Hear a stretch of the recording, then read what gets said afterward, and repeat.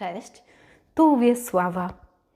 Drodzy widzowie, mam niezwykłą przyjemność zaprosić Was dzisiaj na wyspiarską wyprawę. Lecimy na Sycylię, perłę Morza Śródziemnego. Do niedawna Sycylia kojarzyła się z miejscem dość niebezpiecznym, ogarniętym wpływami mafii. Jednak od zawsze była miejscem intrygującym podróżników, wyspą słońca, pięknych krajobrazów, niepowtarzalnej przyrody, przepełnionym bezcennymi zabytkami oraz bogatą, przepyszną tradycją kulinarną. Na Sycylii panuje klimat śródziemnomorski z gorącymi latami i łagodnymi zimami. Na zachodnim wybrzeżu panuje wpływ prądów afrykańskich, a więc jest znacznie cieplej. Natomiast na wschodzie i w centrum jest chłodniej i bardziej deszczowo w miesiącach jesienno-zimowych. Na Etnie natomiast panuje klimat alpejski i można tu jeździć na nartach. Mieszkańcy Sycylii na przestrzeni wieków i poprzez różnorodne wpływy ukształtowali swoją oryginalną tożsamość. Świadczy o tym m.in. dialekt, którym posługują się Sycylijczycy, będący mieszanką łaciny, greki, arabskiego, katalońskiego i włoskiego. Dzieje Sycylii ujął w jednym zdaniu bohater słynnej sycylijskiej powieści Gepard. Jesteśmy starzy, bardzo starzy. Co najmniej od 25 wieków nosimy na barkach ciężar obcych nam cywilizacji. Już starożytni Grecy i Rzymianie zauważyli, że Sycylii towarzyszy liczba 3. Wyspa posiada 3 przylądki, oblewają ją 3 morza: Tyreńskie, Jońskie i Śródziemne. I jej powierzchnia ma kształt trójkąta. Dlatego nazwali ją Trinakria. I to właśnie tutaj miał przybyć podczas swojej tułaczki Odyseusz. Symbolem wyspy jest Triskelion.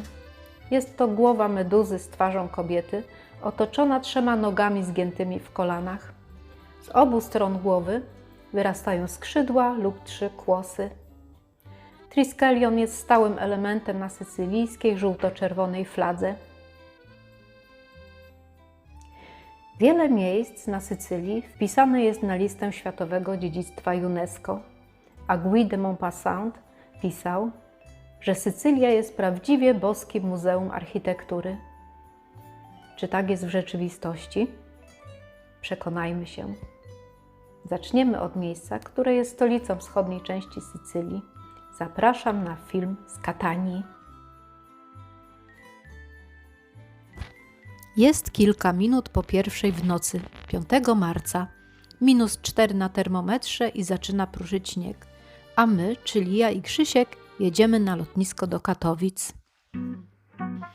A poranek przywitaliśmy na słonecznej Sycylii, w Katanii, u podnóża wulkanu Etna. Zaledwie kilka kroków obok dworca Borsellino trafiamy na kolorowy pchli targ.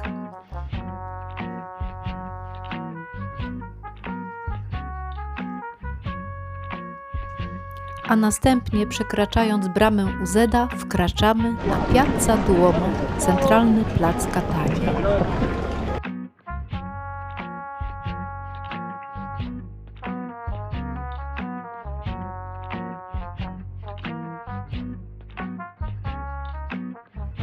Na Piazza Duomo od razu w oczy rzuca się fontanna Słonia, pod którą gromadzą się turyści i mieszkańcy miasta. Słoń z fontanny jest prawdopodobnie najstarszą znaną rzeźbą wykonaną ze skały magmowej. Powstał prawdopodobnie w epoce rzymskiej.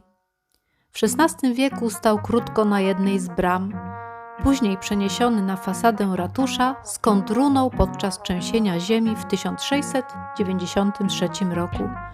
Słynny architekt Giovanni Battista Vaccarini odnowił słonia. Ustawił go na postumencie z białego marmuru, ozdobionego rzeźbami. Na grzbiecie słonia umieścił egipski obelisk, przywieziony prawdopodobnie z Asuanu. Na szczycie obelisku umieszczono kulę z insygniami świętej Agaty, lilią i gałązką palmy. Słoń z fontanny widnieje w herbie Katanii, uniwersytetu, drużyny piłkarskiej i rugby.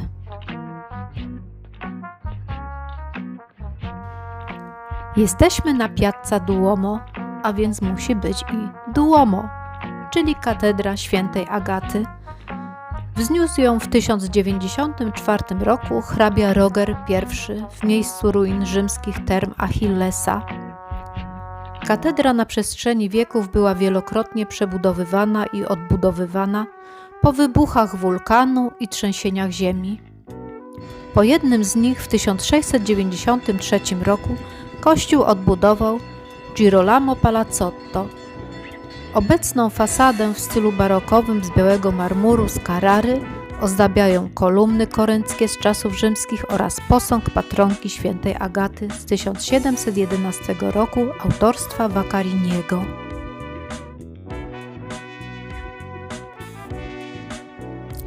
Wewnątrz katedry spoczywają doczesne szczątki najważniejszych osobistości Catanii, urodzonego w tym mieście wybitnego kompozytora Vincenza Belliniego oraz świętej Agaty, która była 21-letnią chrześcijanką, którą zainteresował się rzymski namiestnik Quintian, starszy człowiek o złej reputacji.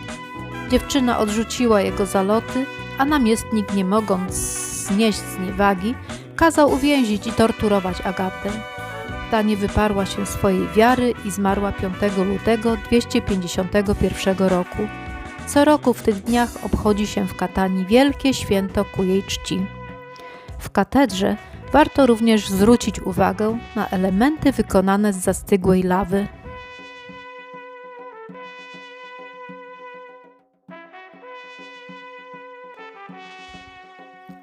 Do katedry przylega pałac arcybiskupi, w którym mieści się muzeum diecezjalne, gromadzące złote i srebrne przedmioty sakralne oraz obrazy pochodzące z XIV do XVIII wieku. Z tarasu pałacu można podziwiać szczegóły architektoniczne katedry oraz widok na najdłuższą ulicę miasta Via Etnea oraz samą Etnę.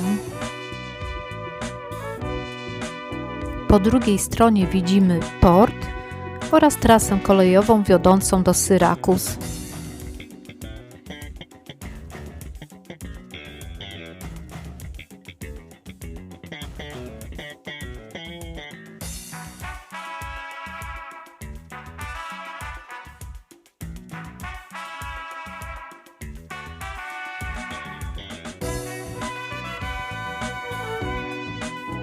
Z dachu udajemy się pod ziemię do wspomnianych już wcześniej term Achillesa.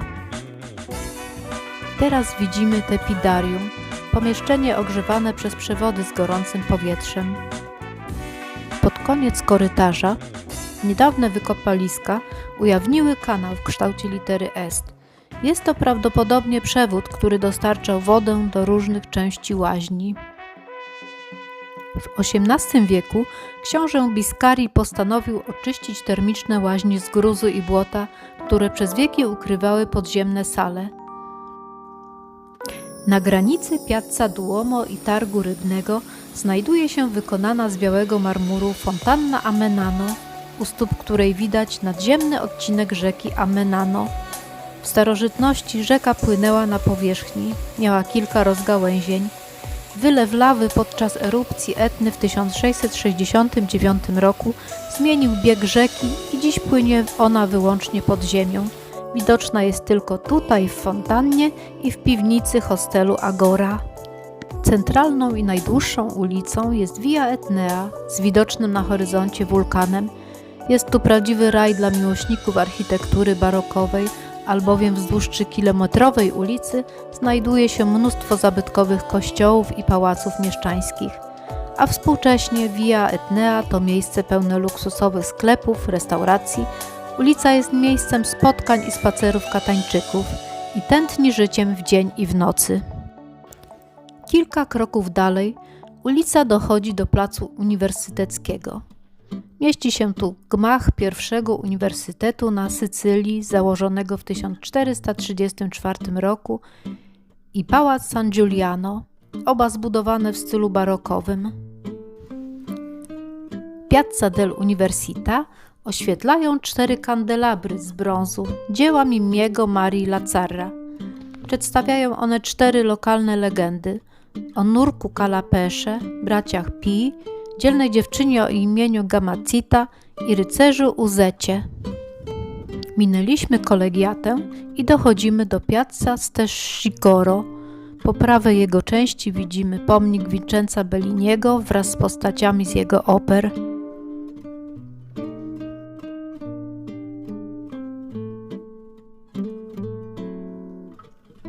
Natomiast po lewej stronie placu znajduje się odkryty fragment amfiteatru rzymskiego, zbudowanego w II wieku za panowania Hadriana lub Antoniusa Piusa.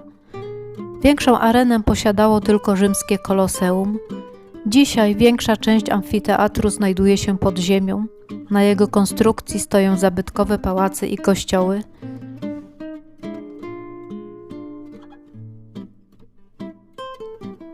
Mijając kryptę, pierwotnie podziemny grobowiec z czasów rzymskich, dalej budynek teatru, docieramy do zielonych płuc Catanii, czyli usytuowanego na wzgórzu parku Villa Bellini.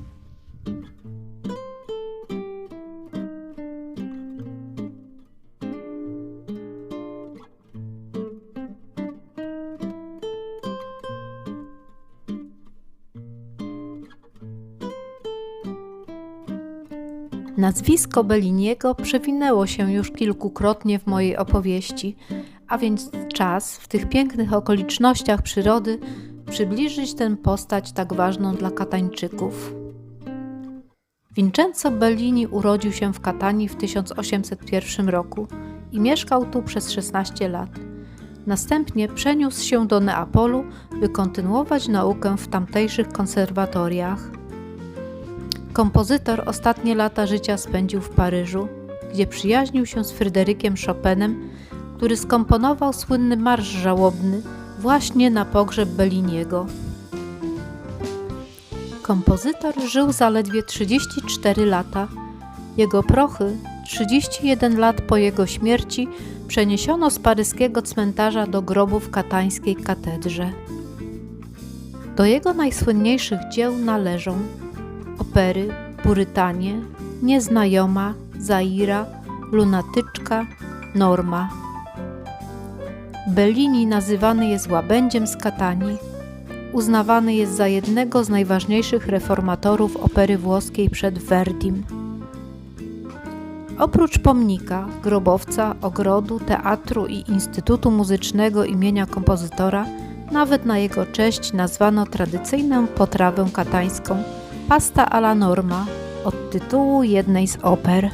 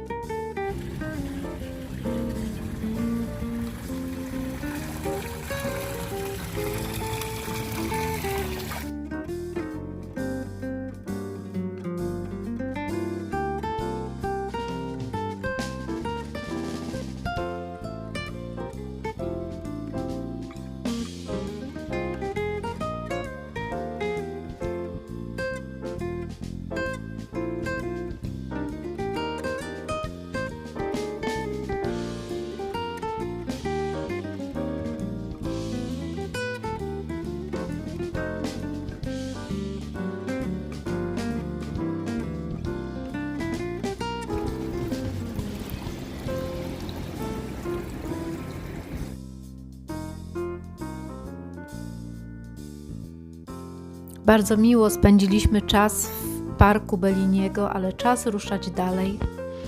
Jesteśmy na ulicy Camiliano Via Crociferi. W głębi ulicy znajduje się Villa Cerami, w której mieści się Wydział Prawa Uniwersytetu Katańskiego.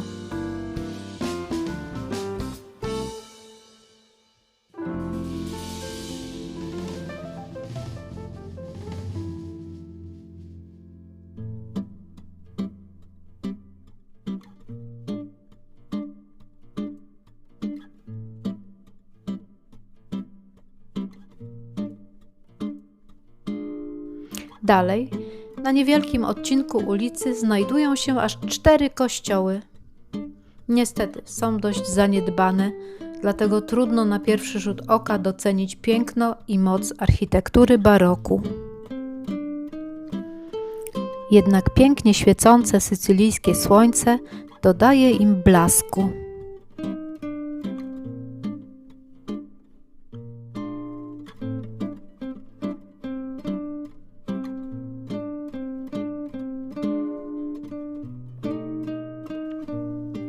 W 1558 roku na wzniesieniu, na miejscu, w którym stał wcześniej grecki Akropol, zaczął powstawać wielki kompleks klasztoru benedyktynów, w którym obecnie mieści się Wydział Filozofii, Języków i Literatur Obcych Uniwersytetu Katańskiego i jest uważany za jeden z największych kompleksów monasterycznych w Europie.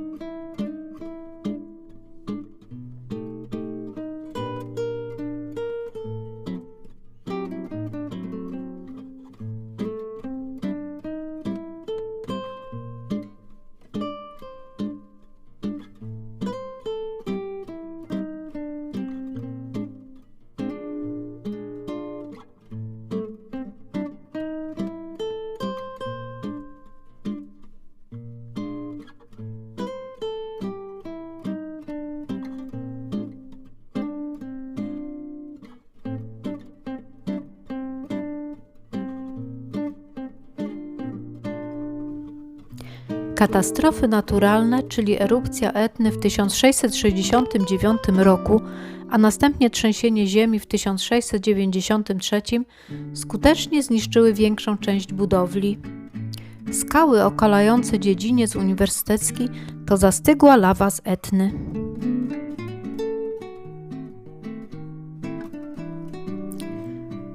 W skład kompleksu wchodzi również kościół Świętego Mikołaja na Piasku. Budowę rozpoczął w 1687 roku rzymski architekt Giovanni Battista Contini. Projekt okazał się jednak na tyle wymagający, zarówno pod względem technicznym, jak i finansowym, że jego budowy nigdy nie dokończono. Symbolem zamierzeń są ogromne niedokończone kolumny przy wejściu.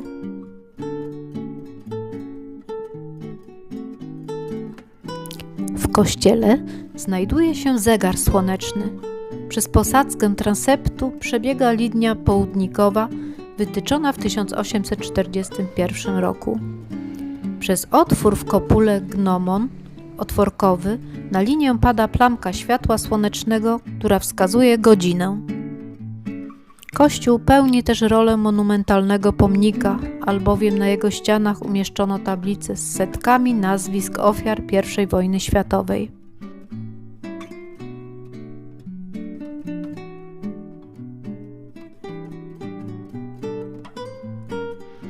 Teraz wejdziemy na dach kościoła i będziemy ponownie podziwiać Catanię z góry i oczywiście zobaczymy lekko spowitą chmurami Etnę.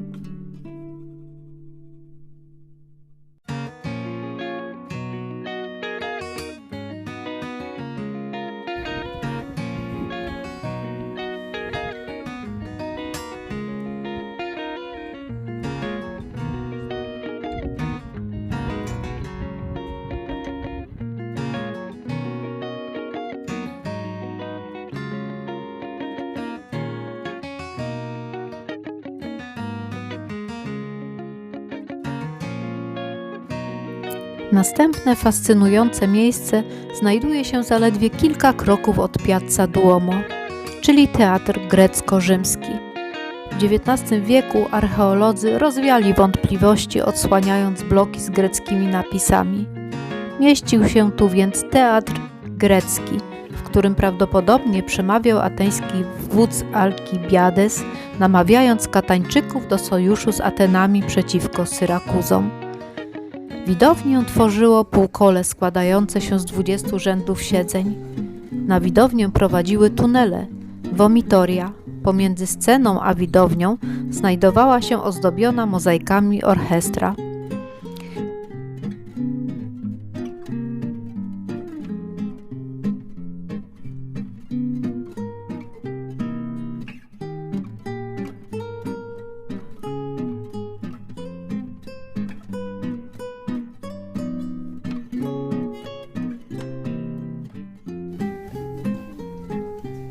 Z tyłu do teatru przylegała mała scena Odeon, służąca do recytacji poezji i przedstawień muzycznych.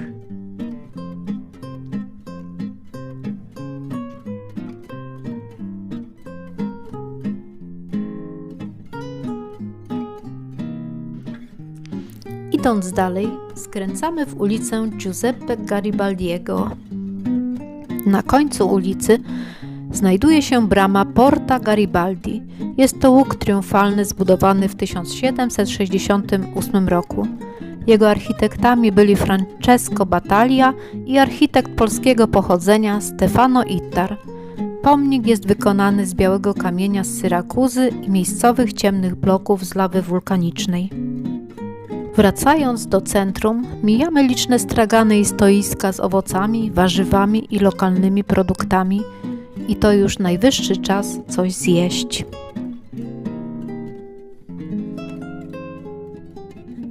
Zacznijmy od aperitivo, które w historycznej kawiarni przy Via Etnea podaje się z lokalnymi przekąskami. Na każdym kroku można przekąsić sycylijski przysmak arancino. Warto skorzystać ze street foodowych miejsc jak Scirocco, gdzie zawsze jest pełno ludzi i podają najpyszniejsze fritto misto, jakie jadłam w życiu. Sałatki z ośmiornicy, caponatę i panino.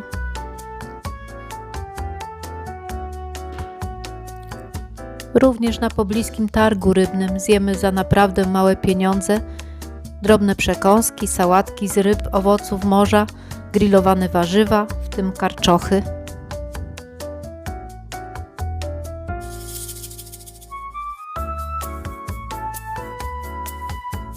Restauracji różnej kategorii jest tu naprawdę mnóstwo i wszędzie pachnie obłędnie. Pizza byłaby zbyt oczywista, spróbujmy zatem sałatki catanese, czyli fenku, pomarańcza i ser. Warzywa w różnej postaci i wspominana wcześniej pasta alla norma, czyli makaron z pieczonym bakłażanem. I oczywiście bogaty wybór ryb i owoców morza.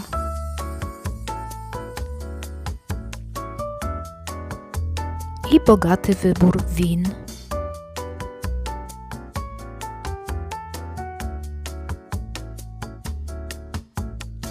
A co na deser? Koniecznie trzeba zajrzeć do kawiarni Duomo, na piersi Agaty i najważniejszy sycylijski słodki przysmak cannolo, czyli rurka z nadzieniem na bazie ricotty z pistacjami. Owoce wykonane z marcepana.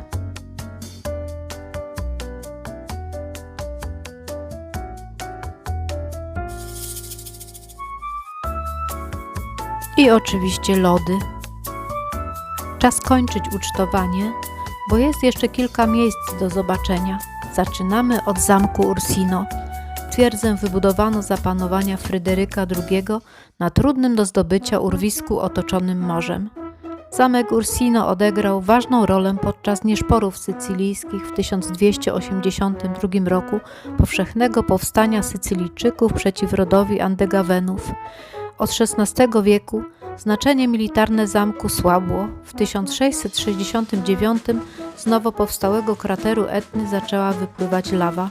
Zniszczyła ogrody oraz zabudowania i dotarła do murów zamku. Następnie wypełniła fosę, otoczyła basztę i przesunęła o kilkaset metrów linię wybrzeża. Lawy było tak dużo, że o 9 metrów podniosła poziom terenu. Takim sposobem komnaty zamku ulokowany na drugim piętrze znalazły się na parterze. Obecnie w fortecy mieści się Muzeum Miejskie Zamku Ursino. Wąskimi uliczkami pośród urokliwych kawiarenek docieramy do budowli, której nie można przeoczyć przez barokowy kształt i charakter. Jest to pałac Biscari, posiadłość piątego księcia Biscari Ignacego Paterno Castella. Pałac był symbolem gustu, stylu i umiejętności technicznych XVIII-wiecznych budowniczych i architektów, m.in. Alonso di Benedetto, Girolamo Francesco Battaglia i jego syna Antonio. Do najcenniejszych części pałacu wiodą schody wykonane z czarnego bazaltu z Etny. Ignacy Wielki był zapalonym kolekcjonerem. Gromadził w pałacu znaleziska archeologiczne pochodzące głównie z jego latyfundiów na równinie Biscari. Kiedy w 1758 roku otworzył wewnątrz willi muzeum prezentujące cenną kolekcję archeologiczną, pałac Biscari stał się obowiązkowym punktem podczas podróży erudytów. John Wolfgang Goethe wspomina w Podróży włoskiej swoją wizytę w Katanii w maju w 1787 roku, podczas której miał okazję podziwiać kolekcję księcia.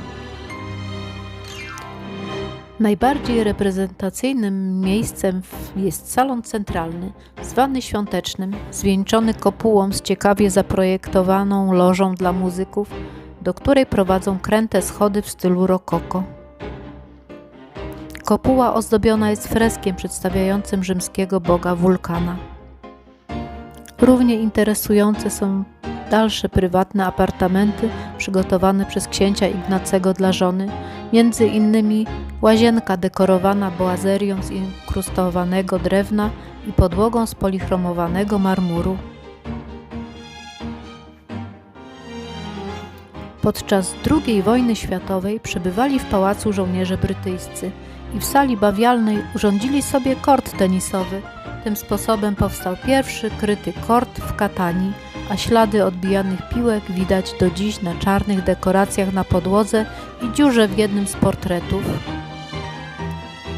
Do dziś w prywatnym skrzydle pałacu mieszka 11 członków książęcego rodu Biscari.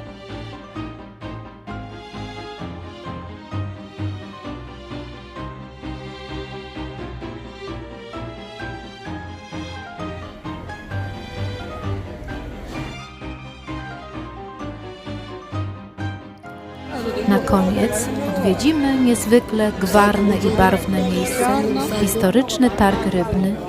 Jest tutaj zawsze tłoczno i śpiewne głosy sprzedawców polecających swoje towary mieszają się z głosami zachwyconych klientów i turystów.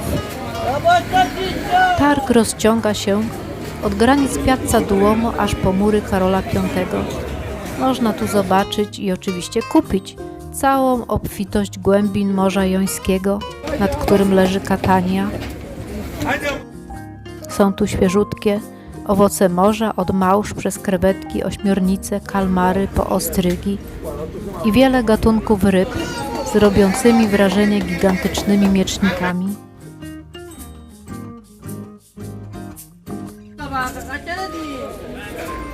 Oczywiście można też zjeść świeżutkie morskie przekąski i kupić warzywa i owoce.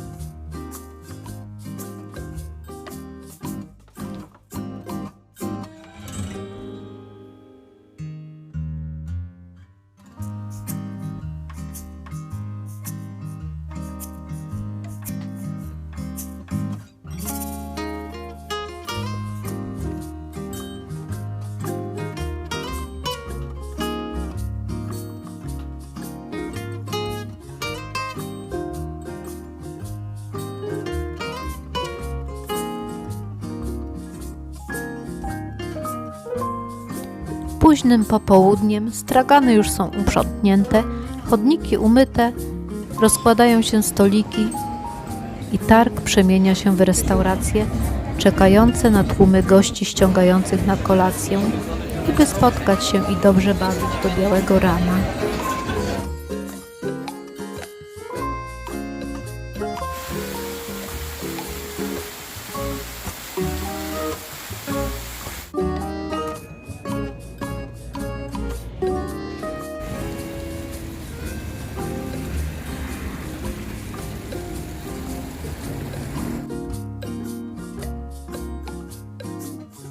Z tym bawieniem do rana to nie przesadziłam. Katania naprawdę nie kładzie się spać. I ma to swoje uzasadnienie, ponieważ latem panują tutaj mordercze upały w dzień i dopiero w nocy można na zewnątrz znaleźć wytchnienie. Mieszkaliśmy zaledwie parę kroków od Piazza Duomo, więc zatyczki do uszu w nocy były bardzo przydatne. O 23:00 wieczorem miasto zaczynało tętnić muzyką i gwarem i tak do rana, a od rana zaczynał się gwar na targu rybnym. I tak codziennie toczy się życie w Katanii. A teraz zmieniamy nieco klimat. Jedziemy na Etnę.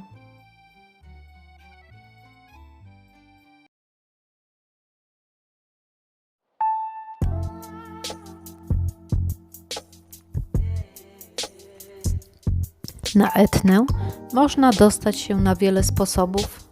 My wybraliśmy wynajęcie samochodu z przewodnikiem i tak pod wodzą Orazio nasza polsko-francusko-brytyjska załoga ruszyła w drogę.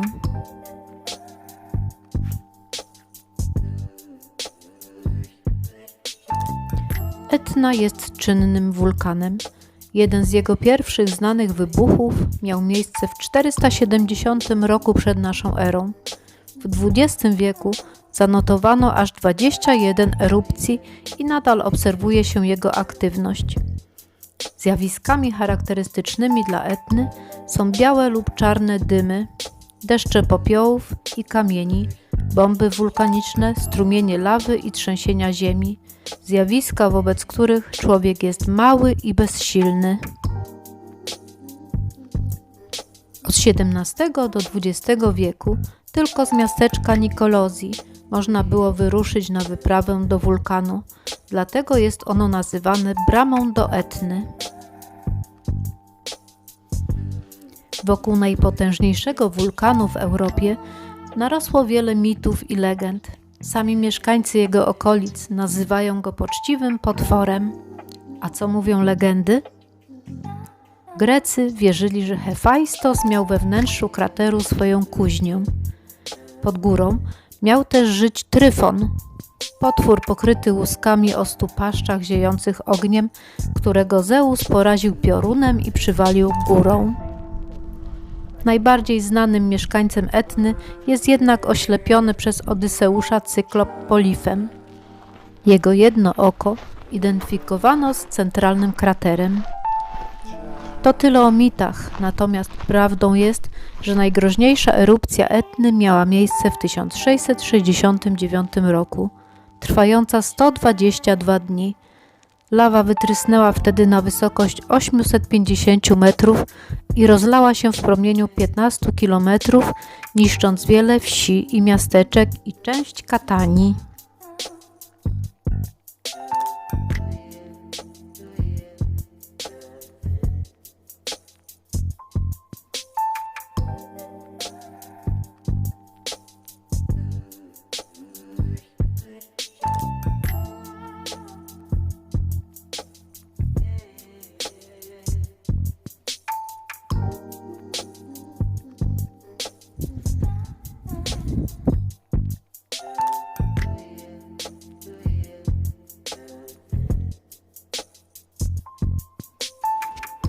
Ze schroniska Sapiency wychodzą trasy prowadzące na kratery Silvestriego oraz te powstałe podczas erupcji w 2001 roku, a także do głównego krateru.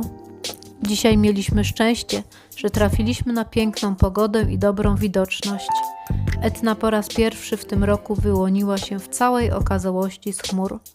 Jednak wiatr był tak silny, że nieczynna była kolejka linowa i trudno było nawet utrzymać telefon i nagrywać. Tak więc nasz marsz zakończyliśmy na wysokości 2400 metrów nad poziomem morza, podziwiając iście marsjański krajobraz, pola lawy, kilka bocznych kraterów i panoramę Zatoki Katańskiej.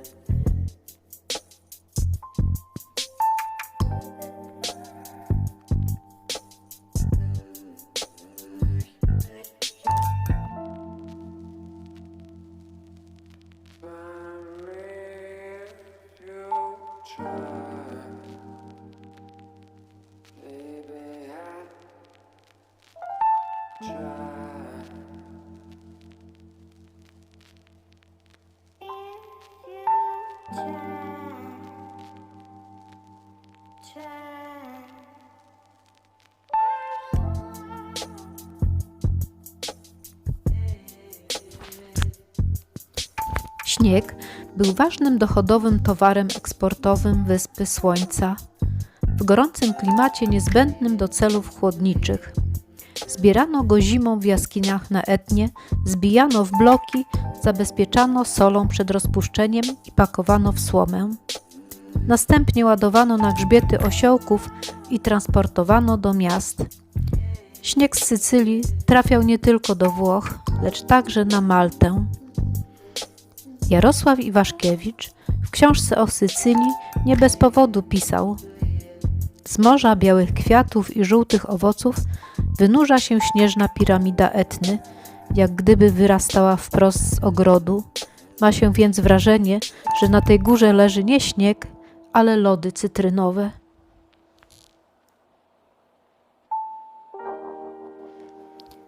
W okolicy szczytu nie ma żadnej roślinności. W zastygłej lawie nasiona nie mają szans na kiełkowanie. Na wysokości 2400 można spotkać mydlnicę sycylijską, która jest symbolem parku Etny. Słynna jest też żyzność gleby wulkanicznej, bogatej w mikroelementy.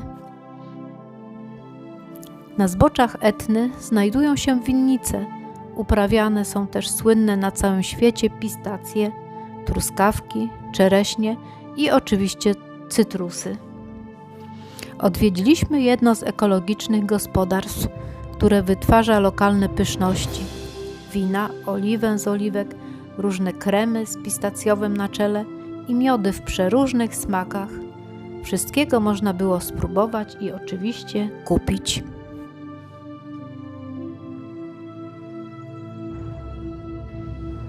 To już koniec dzisiejszego odcinka. Pierwszy sycylijski krok za nami, ale zachęcam na kolejne. Dziękuję, że byliście i do zobaczenia.